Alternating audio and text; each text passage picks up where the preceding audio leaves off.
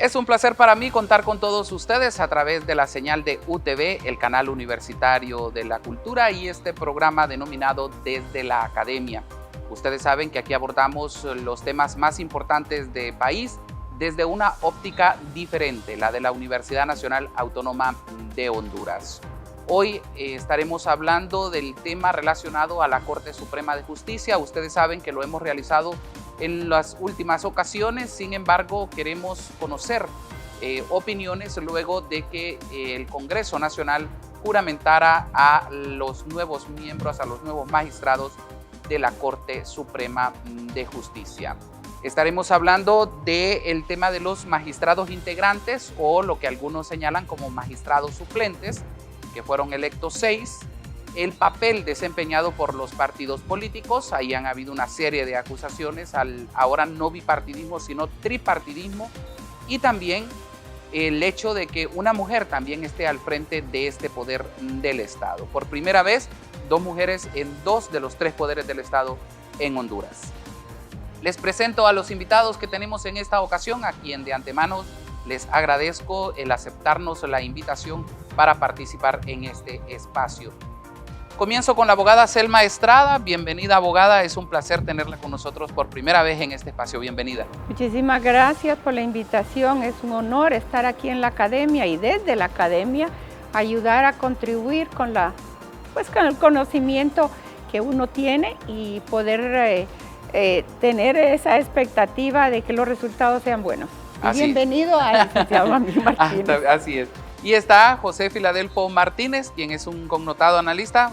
Chepito, bienvenido a este espacio nuevamente. Fran, es un placer y realmente más que un honor, una tremenda alegría compartir con la abogada Estrada, con quien nos conocemos desde ya hace un buen rato, pero nos conocemos con el aprecio, yo digo, mutuo, porque yo la respeto y siento por ella el mismo cariño y respeto. Gracias. Así que qué bueno que podamos hablar. Así es. Me alegra mucho que estén ambos en este espacio. ¿Cómo vivieron o cómo vieron este proceso de elección de la Corte Suprema de Justicia, abogada? Bueno, yo creo que ha sido un proceso nuevo dentro de lo que cabe al nominar una junta nominadora que sí estaba en la Constitución, que ya el periodo pasado se había iniciado, con la diferencia, yo siento, de que allá ya estaba manipulado de parte de algunas personas que estaban dirigiendo la junta nominadora y ya se sabía por conocimiento propio que ciertas personas iban a elegir a fulanos y al final esa persona iba con una recompensa en la próxima elección de una de las instituciones del Estado. Y en este caso creo que ha sido interesante al haberle permitido a la sociedad, a las diferentes instituciones del Estado y fuera del Estado, que participaran con una representatividad. Creo que hicieron un excelente trabajo. Siempre se escapa algo. Yo creo que el problema radicó en la propuesta que envió el Ejecutivo de la Junta Nominadora, una propuesta de ley, y donde llevaba en el artículo 15 ciertos agregados que no podían tener 4º grado, 2º de afinidad, que no tenían que tener sentencia firme, donde estuvieran vinculados con el tema de violencia hacia la mujer, con el tema de la alimentación. Pero eso y que no tener vínculos directos con partidos. En ese aspecto es difícil porque todos de una u otra manera estamos vinculados. Pero al quitar ese artículo 15 permitió que todo mundo fuese a someterse a algunas personas que yo admiro el valor que tuvieron de hacerlo cuando su comportamiento como abogados y notarios muy cuestionados. Al final, de los 45 que salen, pues eso es, dentro de ese marco había personas buenísimas también que no tenían ninguna acusación, Ahora, si pasaron el tapiz de las entrevistas y de todo, y al final quedaron en los 45, ya no es responsabilidad de los candidatos. Y ya a él le toca como una facultad del Congreso elegir a los que eligieron y al cual a la larga, pese a cualquier cosa, yo me siento satisfecha. ¿Y usted, Chepito, cómo lo vio y si cree que se siguió el camino correcto en esta elección? Yo no hablaría de caminos correctos e incorrectos. Yo me atrevo a hablar de aprendizajes en todo esto y de avances. Y quiero salirme un poco, con la introducción dijimos invitados a defender la palabra. Es que he leído en más de una ocasión un poema nuevo que se ha difundido, me sorprende, de la poetisa nicaragüense Yoconda Belli, que precisamente habla de defender la palabra. Y porque en Nicaragua estamos viendo, puede ser un referente, ¿verdad? Un presidente que se olvida de que estos países en forma declaratoria son estados republicanos. Y esa definición quiere decir, entre otros, que tenemos tres poderes independientes los unos de los otros. Entonces, el poder ejecutivo, electo por la vía del voto popular, el poder legislativo, pero el poder judicial electo en segundo grado, ¿verdad? A través de la delegación del soberano en el poder legislativo.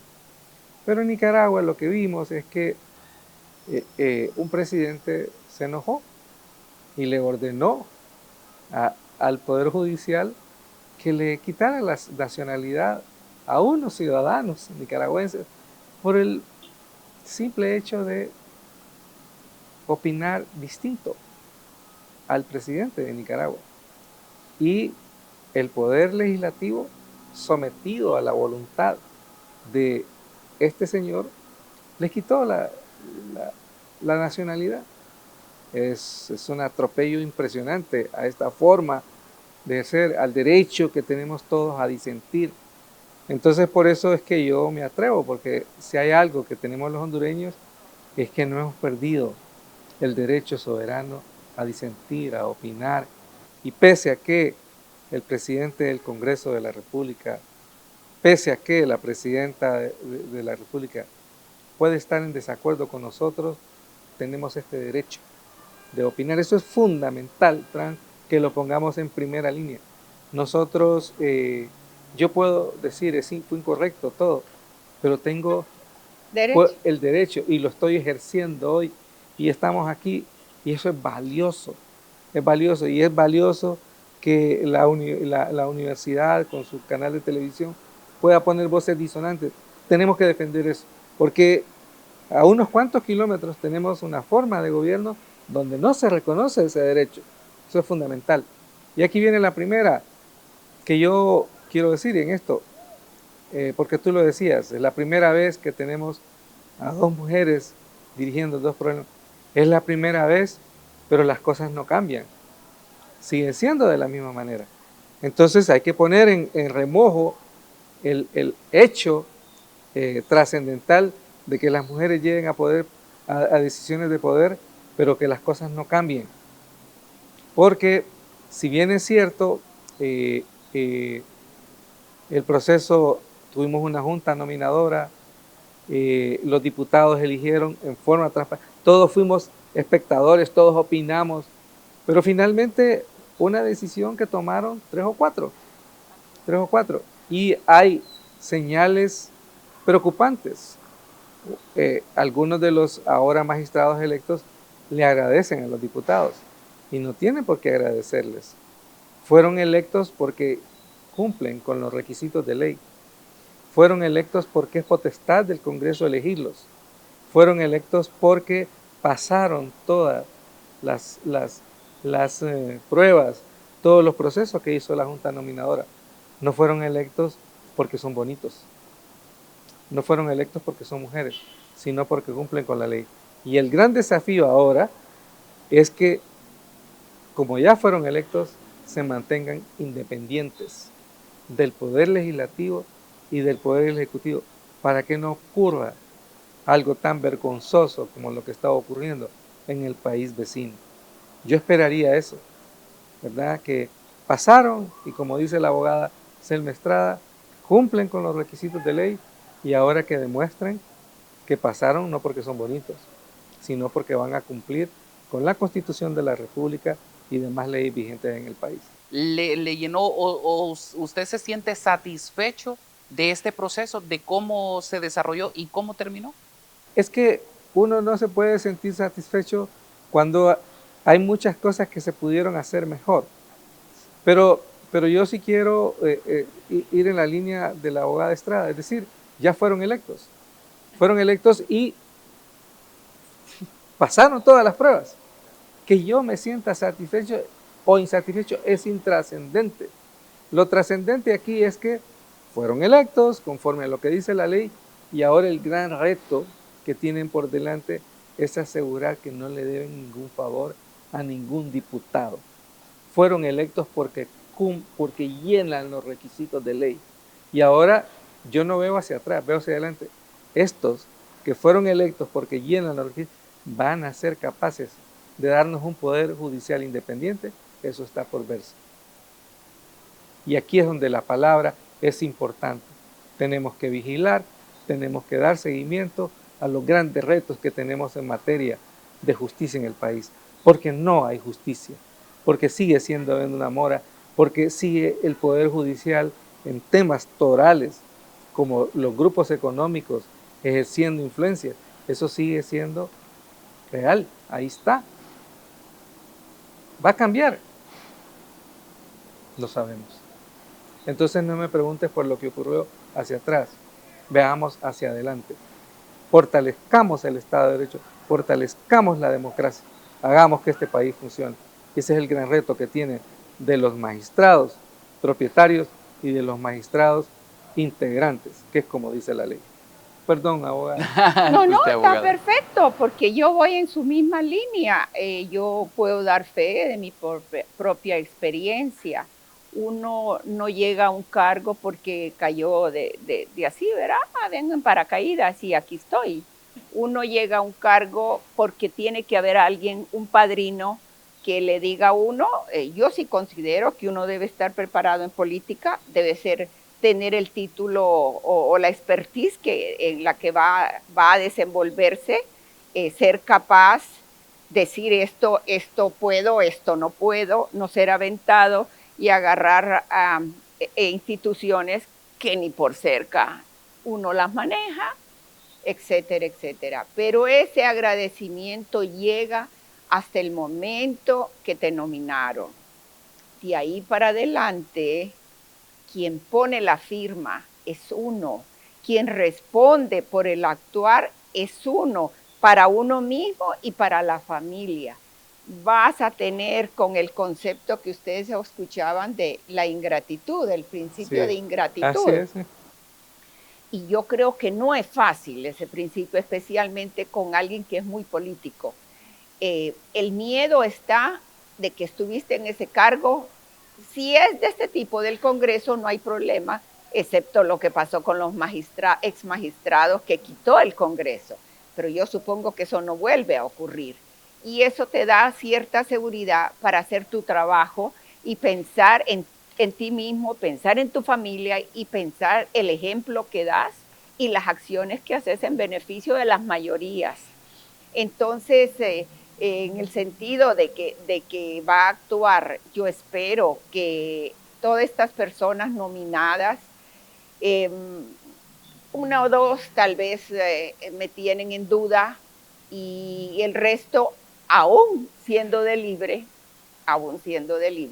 si quiero mencionar por lo que significa el estar ellos en el poder, yo tengo un alto respeto para los nominados porque siento que ellos, su trascendencia y su aplicar justicia y su búsqueda de esa justicia la van a implementar.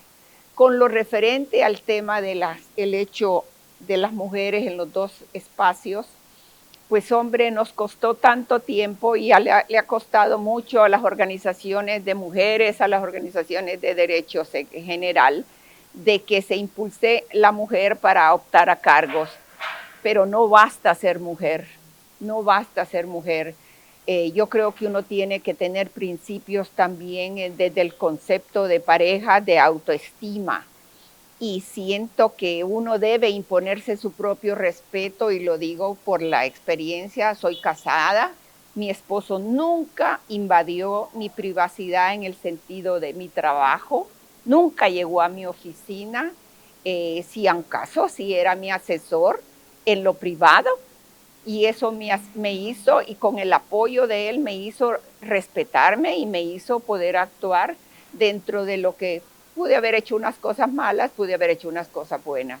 Pero al final la semblanza que uno debe mandar, especialmente desde esos cargos, es de ser con ética, tratar de comportarse, tratar de dirigir al gobierno y dar una visión de lo que realmente es una mujer ante un cargo de mucha responsabilidad. Abogada, pero ¿cómo alcanzar ese nivel de madurez en el cual usted dice, bueno, me ayudó a llegar, pero ya de aquí en adelante yo lo desconozco?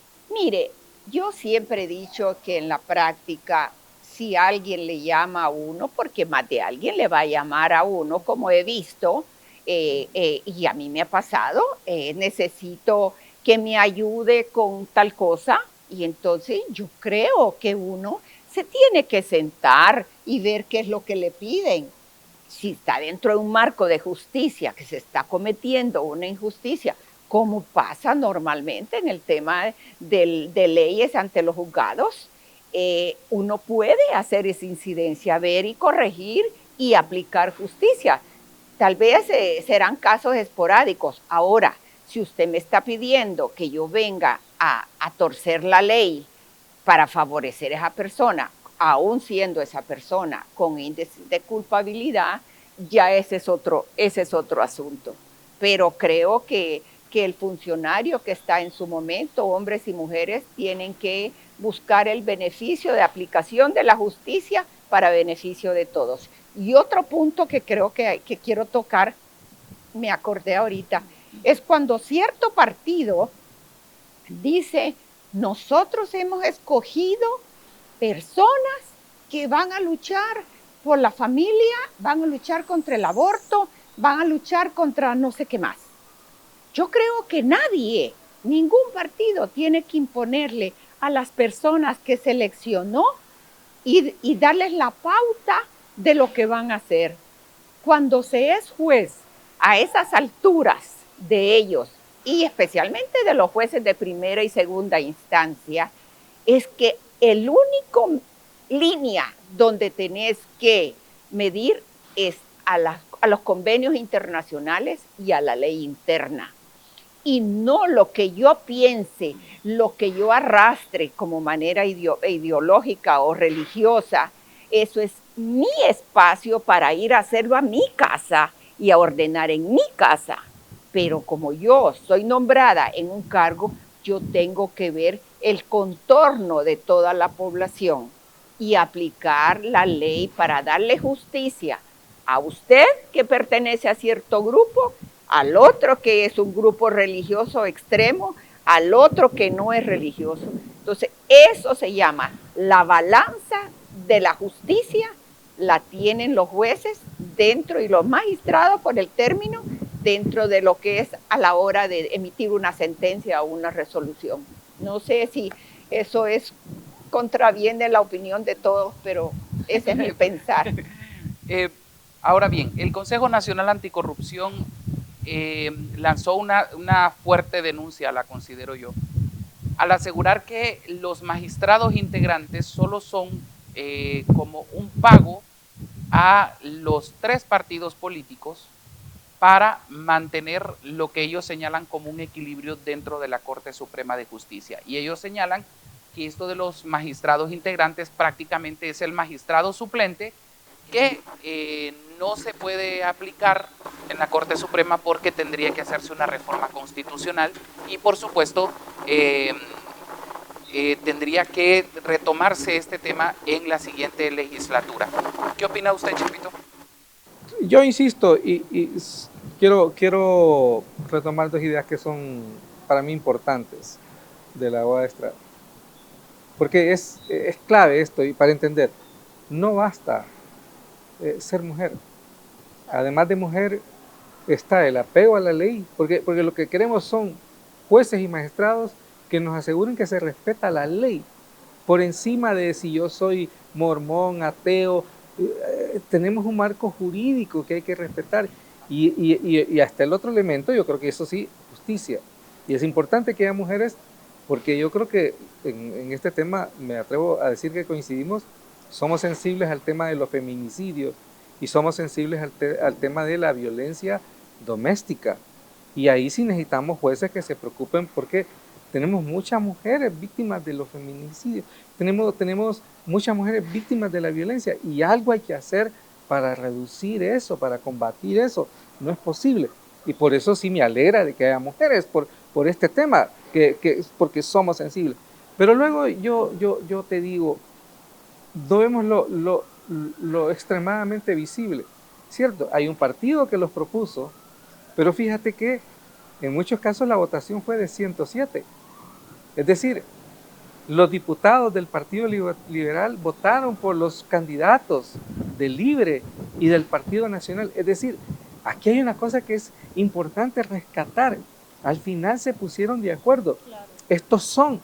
Y entonces, si yo quiero, porque usted planteó el tema del principio de la ingratitud, que es complejo.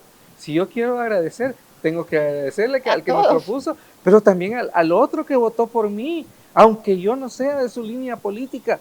Oye, ese es un punto importante en esto.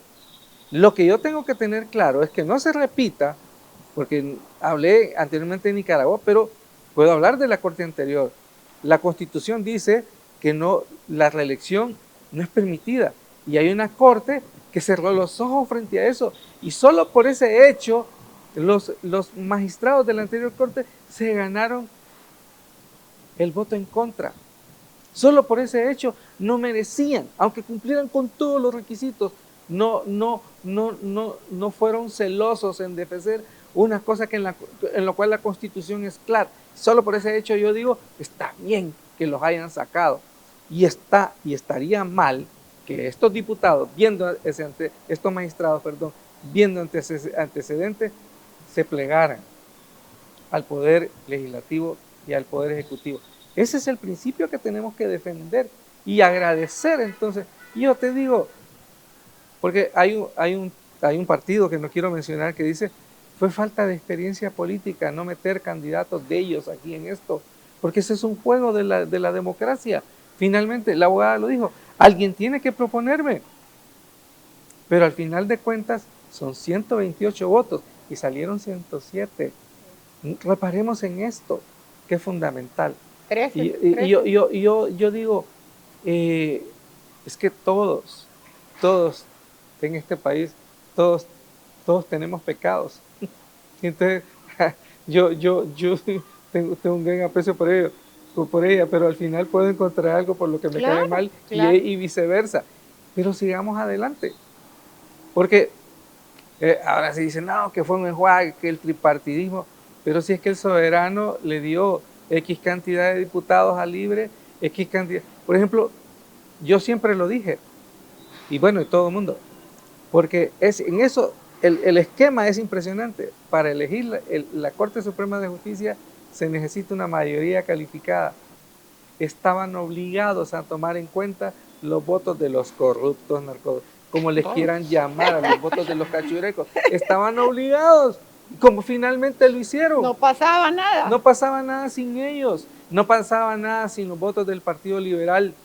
Y el Partido Liberal ahora, yo creo que la jugó bien al final de cuentas.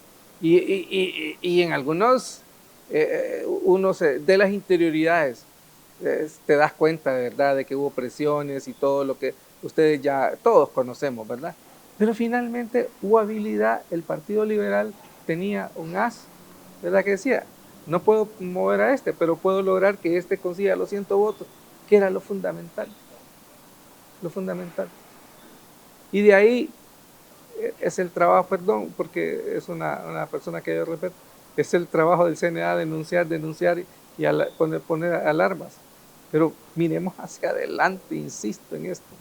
Pero es que, o sea, el pasado lo tenemos que ver, el pasado lo tenemos que analizar. Por ejemplo, si esta fue como la forma perfecta para elegir a los magistrados, o por lo menos los 45 que llegan al Congreso Nacional, sería como el camino a seguir en las próximas, porque esto no es que ya se eligió y ya no se va a volver a elegir, sino que dentro de 7 años vamos a volver a vivir este proceso.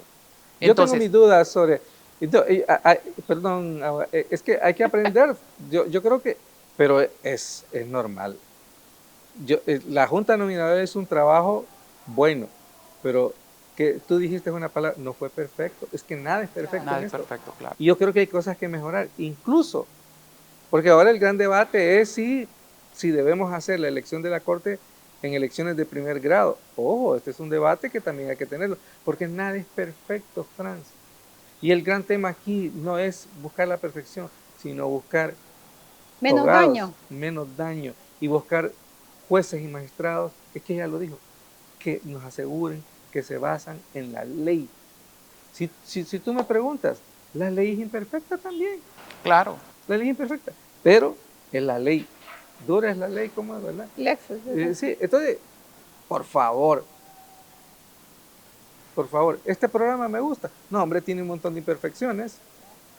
Pero entonces, volvemos a lo mismo, al tema relacionado a los magistrados integrantes. ¿Se cometió una ilegalidad? ¿Se jugó la vuelta ahí? Mire, yo creo que desde el punto de vista constitucional no aparecen los agregados de más de los 15 magistrados.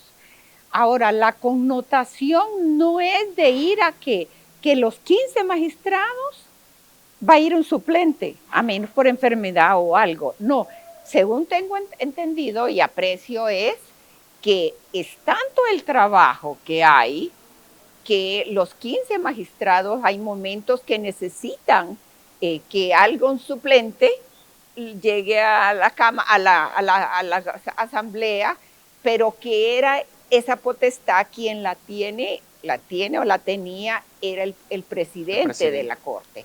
Entonces yo de presidente voy a llamarlo a él porque él es de mi línea y mira, esta es la línea que vas a tomar, como ha quedado demostrado en todos estos 12 años, donde todas estaban copadas, todas las instituciones estaban copadas con personas que seguían las indicaciones de Juan Orlando Hernández. Entonces, creo que el procedimiento debió haber sido a través de la reforma constitucional para que quedara ahí.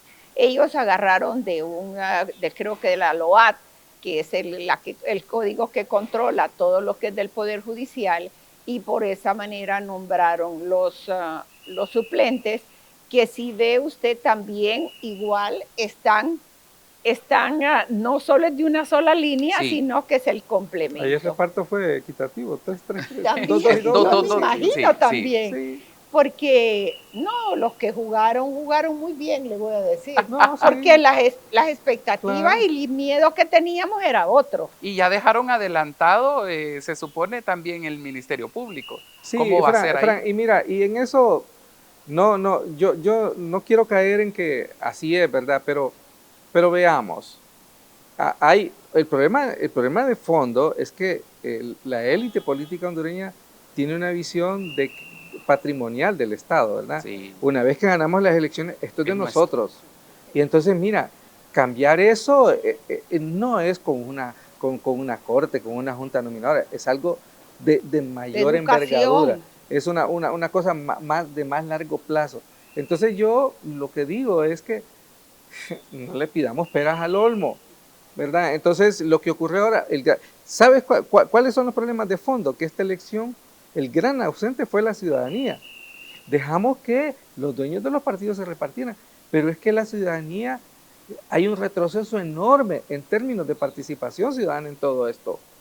Te digo, las ONGs, los movimientos sociales, incluso los movimientos sociales jugaron a ese reparto para, oye, mira, yo escuché, no lo vi porque ahí están las evidencias de lo que querían es que X en nombre de los 45 estuviera en la lista. Pero al final lo que querían era mover su candidato. Y los que tenían posibilidades reales de poner candidatos son esos 3 partidos que juntos suman casi 110 votos en el Congreso Nacional. Eso es. Y que era imposible que se pusiera. La meritocracia es un factor importantísimo, lo sé. Pero ¿dónde podés pedir meritocracia si lo que tenemos de autoridades o de representantes en el Congreso, si haces una evaluación, no es culpa de ellos, porque la misma Constitución te dice que para requisitos para ir a un cargo público, como ser diputado, no es mucho lo que te exige. Entonces, aparte de la maña y aparte de la falta de educación que arrastramos desde que venimos de la primaria y se ha deteriorado, y algunos nunca en su vida han leído la Constitución hasta el momento que llegaron ahí. La falta de ética, la falta de valores, la sociopatía, como dice el psiquiatra doctor Uclés, la sociopatía, todos somos sociópatas. Lo que pasa es que venís arrancando de diferentes estratos y lo que tenemos ahí, tenemos un sociópata, Juan Orlando Hernández, ¿verdad? Puro sociópata, como él hay muchos, y eso es lo que hay en política, hombres y mujeres. Entonces, como dice él, ¿qué le podemos pedir peras al olmo si lo que tenemos, y lo peor que hay de decir las cosas de la manera más tranquila, como si no hubieran hecho nada, es lo terrible. Sí. Pero bueno, ¿qué queda? Hacer inducción. Yo creo mucho en la educación, y creo que la inducción es hablar de los temas. Y qué lindo que nuestras escuelas se tocara el tema de educación moral, el tema de la Constitución. Yo creo que la única vez que la gente leyó la Constitución fue en el 2009. Yo creo. De allí para acá volvemos a lo mismo, ¿verdad? Sí. Quiero agradecerles el espacio. Chepito, ¿quería decir algo más? No, sí, mira, es que tú hablas de meritocracia, pero si hay diputados de los que no hablamos mal, porque es que ellos no hablan, no los conocemos. Pero si los conociéramos, por favor, ¿verdad? Entonces, ¿de qué estamos hablando? Entonces, no le pidas más, porque como dice ella, es un proceso de educación. Y por eso quiero cerrar con esto. Hay que defender el derecho a la palabra. Tenemos que hablar y tenemos que defender la democracia. Tenemos que defender la justicia, para que no ocurra lo que ocurre a unos cuantos kilómetros de nuestra frontera. Completamente de acuerdo, completamente de acuerdo.